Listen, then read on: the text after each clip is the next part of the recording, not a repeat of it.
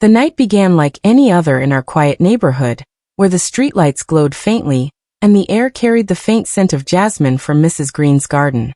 I had been invited to a small gathering at my neighbor's house, something casual, nothing too fancy, just an evening to break the monotony of our daily routines.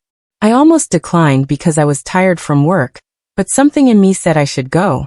That decision, I would later realize, changed more than just one night. It shifted something in me I hadn't even known was waiting to be stirred. My neighbor, Mrs. Collins, was known for being warm and kind, always bringing people together. Her son, Adrian, had recently returned from studying abroad. I had seen him only once or twice since he came back, tall and quiet, with a presence that somehow filled the space without him saying much. There was an aura about him, something both mysterious and gentle, like he carried unspoken stories within him. That evening, their house buzzed with laughter and chatter.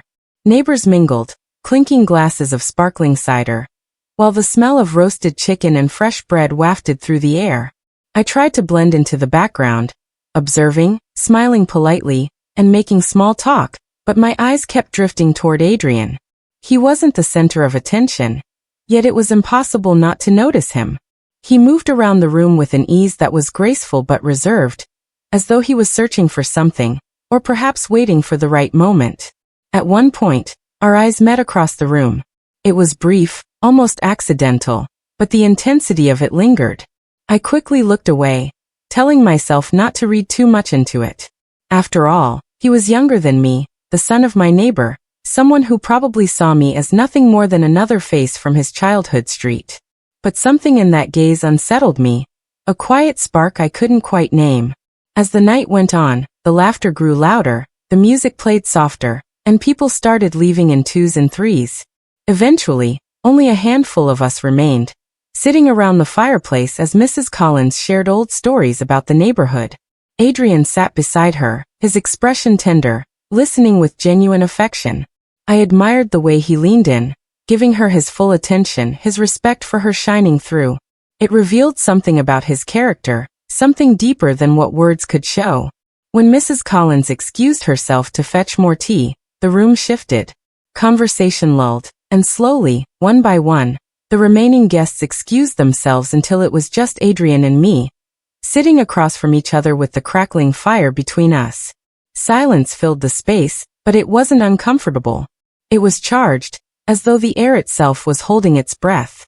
He leaned forward slightly, his eyes catching mine again, and this time I didn't look away. "You don't come to many of these gatherings," he said softly, his voice carrying a warmth that drew me in. I smiled faintly. "I usually keep to myself." "Why tonight then?" The question was simple, but the way he asked it felt layered, as though he wasn't just asking about the evening but about choices, about moments that changed the flow of life. "I'm not sure," I admitted. "Something told me I should." His lips curved in a half-smile, one that hinted he knew more than he was saying. The silence returned, but this time it wrapped around us like a cloak, intimate and heavy with unspoken things. I felt the urge to stand, to break the moment, but before I could, he rose from his chair and walked toward the piano in the corner of the room. I hadn't even noticed it earlier, polished and elegant, as though it had been waiting.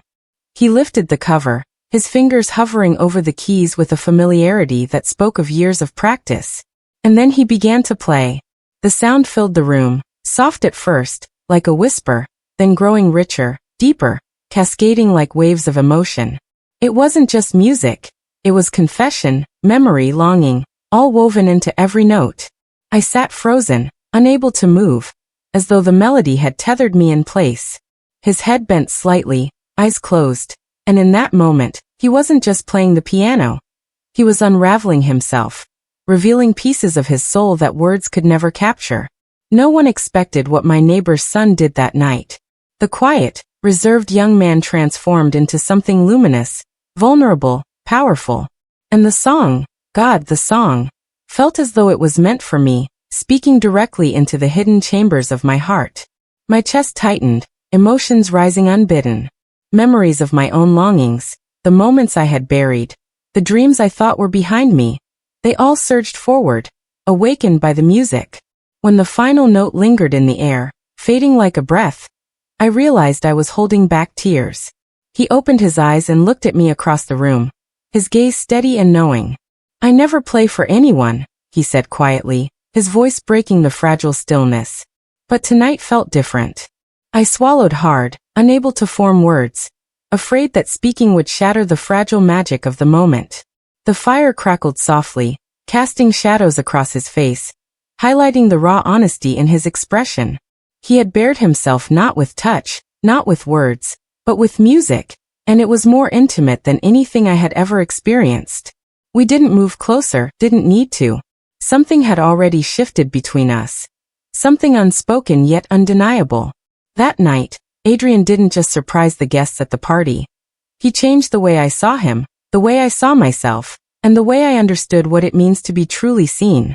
But the story did not end there. When I stood to leave, he walked me to the door. The night air was cool, and the street was quiet except for the rustling leaves. "Thank you for staying," he said softly, as though it mattered more than I knew. "Thank you for playing," I replied, my voice faltering slightly. He gave a small nod, then hesitated, as if he wanted to say something more. But instead, he just smiled faintly, that enigmatic half-smile, and stepped back inside. I walked home with the music still echoing in my mind, unsure what it all meant, but certain it wasn't something I could forget. Over the next few weeks, I saw him more often. Sometimes it was casual, passing each other in the driveway, exchanging polite words. Other times it was deliberate.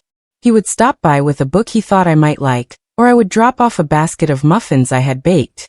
Each interaction was brief, but beneath the surface something else simmered, growing stronger. There was one evening when I found myself on my porch, unable to sleep. The moonlight washed everything silver, and I sat there lost in thought until I noticed movement across the street. Adrian was standing by his window, also awake, looking out as though he too carried something restless inside him. Our eyes met across the distance, and though neither of us waved or spoke, something passed between us, an understanding, a silent acknowledgement that we were no longer strangers bound only by proximity. One Saturday afternoon, he invited me over under the pretense of showing me some old photographs from his travels. We sat together in the living room, the sunlight streaming in, casting golden patterns on the floor.